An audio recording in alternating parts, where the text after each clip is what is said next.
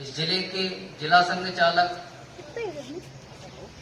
आदरणीय दिनेश प्रताप जी, महाकौशल प्रांत के प्रांत प्रचारक श्रीमान ब्रजकांत जी, अन्य विभाग स्तर, जिला स्तर, ऐसे ज्येष्ठ श्रेष्ठ कार्यकर्ता एवं आत्मीय स्वयंसेवक बंधु,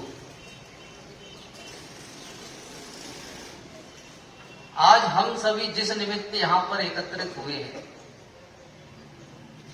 एक हर्ष का विषय भी है। आज हमारा नववर्षारंभ प्रारंभ हो रहा है। सामान्यतः जीवन में देखते हैं कि हम सब राष्ट्रीय स्वयंसेवक इस नाते जो भी उत्सवों की परंपरा है, हमारे 6 उत्सवों की जो परंपरा है, उस परंपरा में जो भी उत्सव है वह सभी उत्सव राष्ट्रीय मानव बिंदुओं को ध्यान में रखकर है। किसी भी उत्सव का अपना एक कर्मकांड नहीं है कि हमने उत्सव किया, कार्यक्रम किया और कार्यक्रम करने के पश्चात आत्मसंतुष्टि प्राप्त की। उसके पीछे का हेतु है। हम सब जानते हैं कि आज के ही दिन परमपिता परमेश्वर के द्वारा सृष्टि की रचना की गई। परमपिता परमेश्वर को लगा कि मैं स्वयं अभी इस सृष्टि में अकेला हूं, लेकिन जैसे ही उनने सोचा, उनके मन में जैसे ही विचार आया कि हमको एक से अधिक होना है, अर्थात एको अहम बहुश्यामा, ऐसा विचार सोचते ही सृष्टि की रचना हुई। परमेश्वर के मन में विचार आया और सृष्टि की रचना हुई। श्रेष्ठ जीवन जीने वालों की श्रृंखला इस सृष्टि में रची गई। अपन जानते भी हैं कि भगवान अपने पूर्ण रूप में है, लेकिन मनुष्य का जो स्वभाव है, अगर मन में विचार किया जाए तो मन में विचार करने से भी डर है। समझ, एक ऐसी मानवीय अमानवीय कृत्यों की श्रृंखला उन्होंने स्थापित की थी इस देश पर। कहते थे कि वो हमारे देश को गुलाम बनाया और हमारे देश के लोगों पर जो आक्रमण किया, तो सबों का आक्रमण में ऐसा था कि व्यक्ति अगर उनको मिलता तो मार मिलता तो ठीक, हमने सहज आक्रमण में लोगों को मरते हुए देखा है, लेकिन सब ऐसे थे कि जो व्यक्ति के सिर को धड़ से अलग करके उसके मस्तिष्क का अंदर का रक्त पीते थे। ऐसी अमानवीय प्रकार के लोग थे, लेकिन उनको नष्ट करने के लिए भी हमारे इधर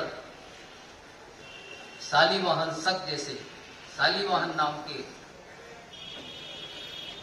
जो उन्हीं के साथ रहे, लेकिन समाज ने, उस बालक ने उनके आक्रमणों को देखकर समाज के बंधुओं ने उसको छुपा के रखा और एक सामान्य कुम्हार के घर में वह बालक सुरक्षित रहा। क्यों? वो वाताताइयों का अत्याचार देख रहा था कि इस प्रजाति को समाप्त करने के लिए एक यही बालक है, और बताते हैं कि उस बालक ने अपने जीवन काल में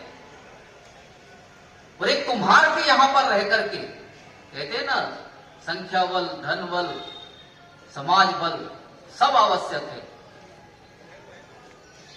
तो कुम्हार के यहां पर उसके अंदर की जो प्रेरणा थी कि इस समूची जाति को समाप्त करना है, उन्होंने स्वयं, कहते हैं कि कुम्हार के यहां रहकर भी सेना के लिए घोड़े, वीर जवान, तलवारें, भाला, ऐसे सब प्रकार की चीजें मिट्टी से निर्मित की। और कहते हैं कि जब उनका प्रबल में प्राण फूके, उसके पश्चात उन्होंने शकों से आक्रमण किया और इस देश से, इस राष्ट्र से समूलतः उस शकों का अंत किया। तब से हम देखते हैं कि शालिवाहन शक जो प्रारंभ होता है, जैसे राजा विक्रमादित्य ने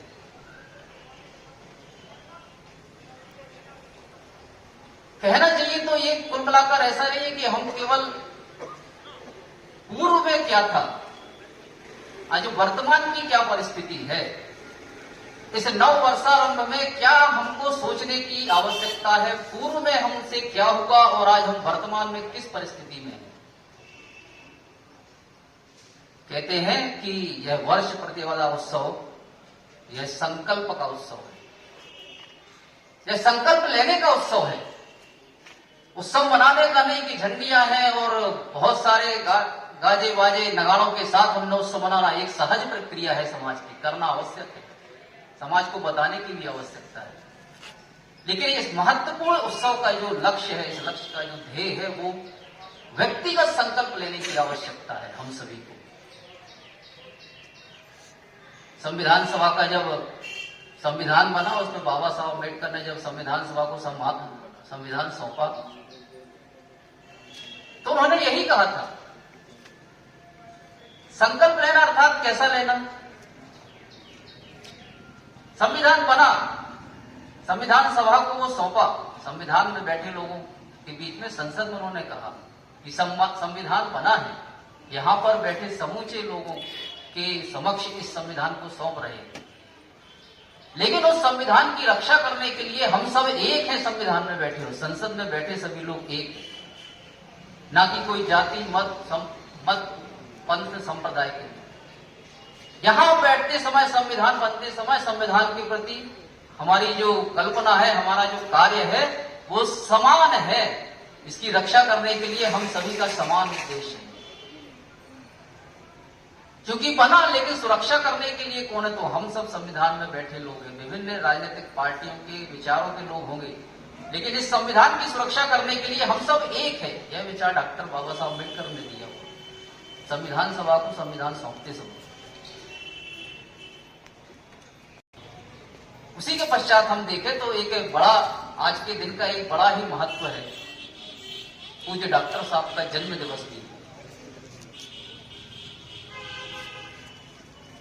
आखिर जो बाबा संविधान के प्रति एक होना चाहिए, डॉक्टर साहब की भी एक यही संकल्पना। डॉक्टर साहब ने भी सोचा, समाज के बीच में उन्होंने ये प्रश्न रखा। हम सब जानते हैं कि राष्ट्रभक्ति और देशभक्ति का उदाहरण सामाजिक जीवन में बहुत सारे महापुरुष हुए, जिन्होंने समाज, राष्ट्र और देश के लिए अपना संपूर्ण जीवन दिया। विभिन्न राजनीतिक स्तर के वरिष्ठ कार्यकर्ता हुए, जो आज हमारे लिए पथ प्रदर्शक हैं।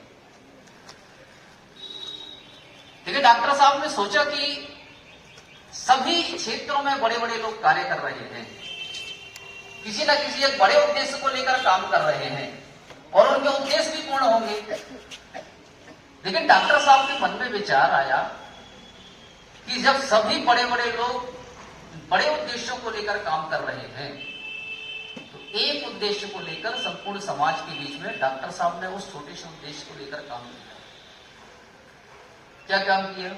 तो उनका एक ही ध्येय था कि इस संपूर्ण समाज को संगठित करने का कार्य।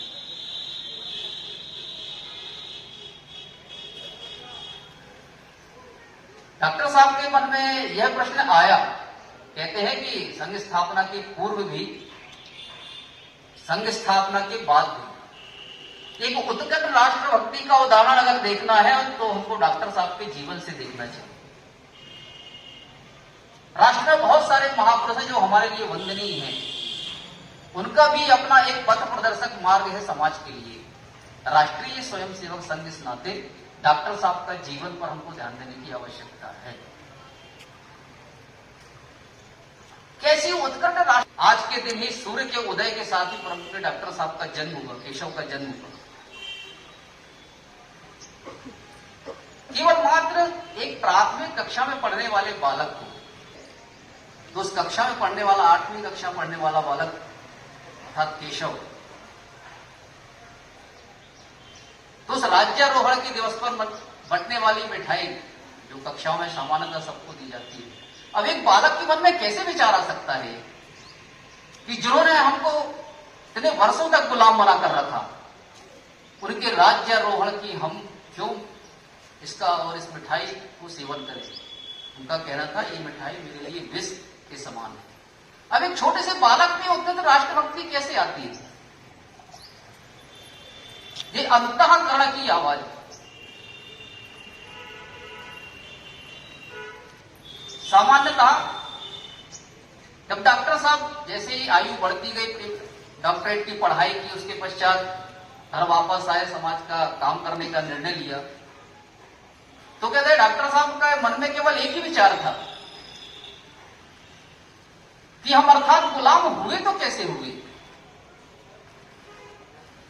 स्वतंत्रता प्राप्ति हो गई, लेकिन उसके पश्चात कभी विचारों के मन में आया कि आखिर इसका कारण क्या था? कारण केवल एक ही था, हम दूसरों के कारण गुलाम नहीं बनाए गए। हमारे गुलामी होने का कारण हमारी जातिगत व्यवस्था है, हमारी छुआछूत की भावना, हमारे विभिन्न मत मंत्रों में बटे हुए लोग अपने विचारों, जब ऐसा विचार उनके मन में आया तो उन्हें केवल एक ही काम, अपने एक ही कार्य को आधार मानकर और इस कार्य को प्रारंभ किया सन 1925 में। केवल इतना ही नहीं, डॉक्टर साहब 1925 के पहले भी विभिन्न प्रकार के संगठनों में कार्यरत थे। एक छोटे से बालक की कैसी अद्भुत, तो कहना चाहिए कि डॉक्टर साहब ने स्वयं विभिन्न प्रकार के आंदोलनों में सहभागिता करते हुए, कहते हैं कि जो विभिन्न क्रांतिकारियों का आंदोलन था, राष्ट्रीय अनुशीलन समिति, उसके भी सदस्य रहे, सक्रिय रहकर कार्य किया। क्रांतिकारी आंदोलन में काम करने के पश्चात संघ स्थापना के पूर्व 1 वर्ष, संघ स्थापना के बाद 1 वर्ष सश्रम कारावास उन्हें झेला।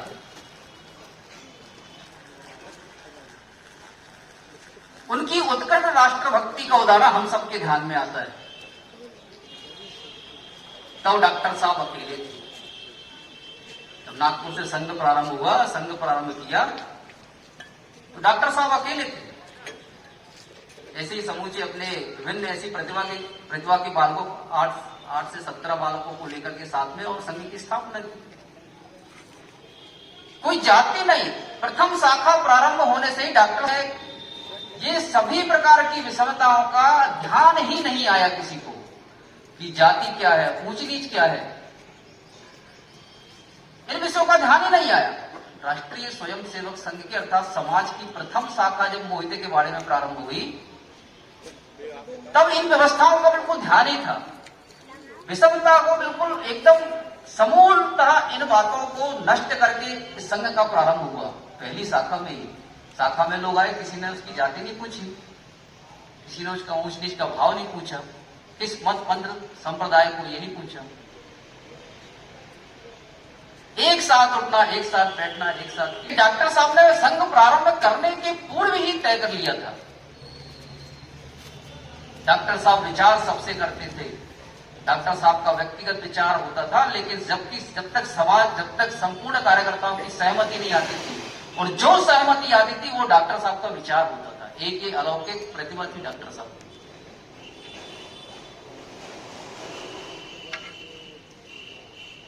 तो डॉक्टर साहब के जीवन से सीखने की आवश्यकता है। राष्ट्रीय स्वयंसेवक संघ, हम जब यह नाम लेते हैं तो डॉक्टर साहब का जीवन याद आता है। समाज में कार्य करने के लिए प्रत्येक कार्यकर्ता को राष्ट्रीय स्वयंसेवक बनना पड़ेगा। हम जब राष्ट्रीय, लेकिन संघ से जुड़कर हमने समाज, राष्ट्रीय स्वयंसेवक संघ जब शब्द का प्रयोग करते हैं तो यह संपूर्ण समाज का संगठन है। ऐसा डॉक्टर साहब का शुद्ध वैचारिक कहना था। राष्ट्रीय स्वयंसेवक संघ समाज में दिखने वाला संगठन नहीं, तो संपूर्ण समाज का ही संगठन। अर्थात राष्ट्रीय स्वयंसेवक संघ यानी क्या? जैसे मैंने पहले कहा कि प्रत्येक कार्यकर्ता को राष्ट्रीय स्वयंसेवक बनना पड़ेगा,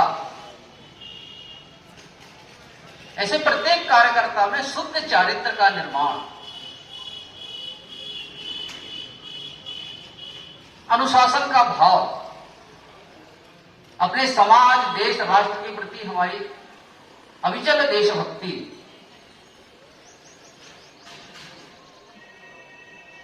हमारे अंदर हमारे समाज के प्रति सेवा करने का भाव। सेवा करते हैं तो स्वार्थ का भाव नहीं। सेवा करने के बाद लोगों में ध्यान में आता है कि सेवा की, उसके पश्चात मैंने ये किया, ऐसा भाव मन में आता है। तो अगर ऐसा मन में भाव आ रहा है तो कहीं ना कहीं हम स्वयं सेवक की प्रक्रिया बनने में अभी थोड़ी कमी है।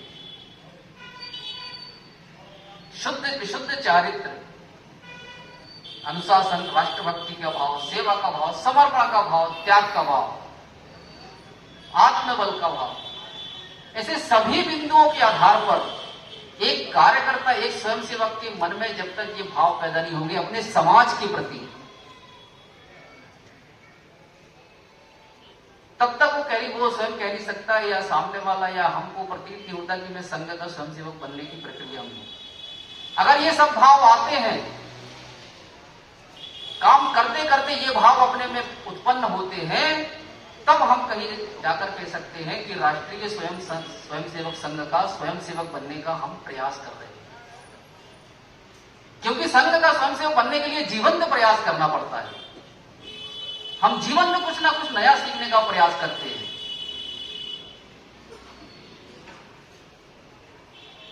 समाज के विभिन्न क्षेत्रों में कार्य करते हैं। जब हम अनुशासन का मामला ध्यान में आता है तो राष्ट्रीय स्वयंसेवक संघ में अनुशासन है ऐसा बताते हैं, लेकिन अभी अगर इधर से कोई एक छात्र उठकर और बाहर चला जाए तो कोई उसको टोकेगा नहीं। क्यों? कोई दबाव नहीं है, किसी ने सिखाया नहीं है, वो स्वानुशासन अपने आप से आया है। संघ के कार्यकर्ताओं में, समाज में ये स्वानुशासन स्वयं से प्राप्त हुआ है। संघ ने भी नहीं बताया। निरंतर शाखा जो हमारी पद्धति है उसमें आते आते नित्य प्रति शाखा के कारण हम में वो अनुशासन आया है। हम में नित्य समाज को देखते हुए वो सेवा का भाव आया है। हम में नित्य काम करते हुए समर्पण का भाव आया है, समाज के प्रति, देश के प्रति, राष्ट्र के प्रति, अपने परिवार के प्रति, जल जंगल जमीन जानवर जन, इन सब के प्रति। ऐसी डॉक्टर साहब की एक स्वयं सेवक के नाते कल्पना, और डॉक्टर साहब का जीवन हमें नित्य प्रति यह प्रेरणा देता है।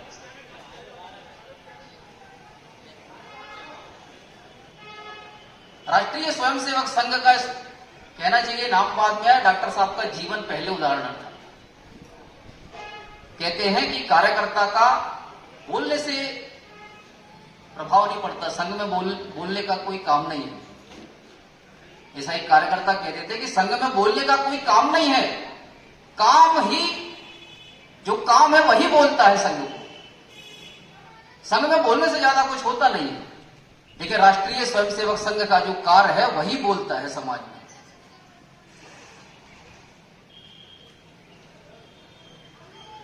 बहुत ज्यादा भाषण देने से होता कुछ नहीं है, लेकिन जो प्रतिदिन नित्य प्रति शाखा में आने वाला कार्यकर्ता है, विभिन्न समाज के सेवा कार्यों से जुड़े हुए कार्यकर्ता है, उनके कामों के आधार पर ही समाज में और संघ का जो कार्य है, संघ की जो एक वैचारिक अधिष्ठान है, वह समाज के बीच में जाता है। इसलिए कहा उन कार्यकर्ता ने कि संघ में केवल काम बोलता है। हमारा आचरण कैसा है? एक स्वयंसेवक का आचरण बताता है समाज परिवर्तन करने के लिए। मोहल्ले में रहने वाला परिवार को, मोहल्ले में रहने वाले समाज बंधुओं को कैसे पता चलेगा? तो राष्ट्रीय स्वयंसेवक संघ का एक स्वयंसेवक का आचरण देखकर ही समाज के बंधुओं को जानकारी होती है। कहीं ना कहीं इनके संस्कार, इनका समय का पालन, इनका अनुशासन, इनकी समाज के प्रति उत्कृष्ट देश, समाज और राष्ट्र के प्रति उत्कृष्ट देशभक्ति, इसको देखकर ही पता चलता है समाज को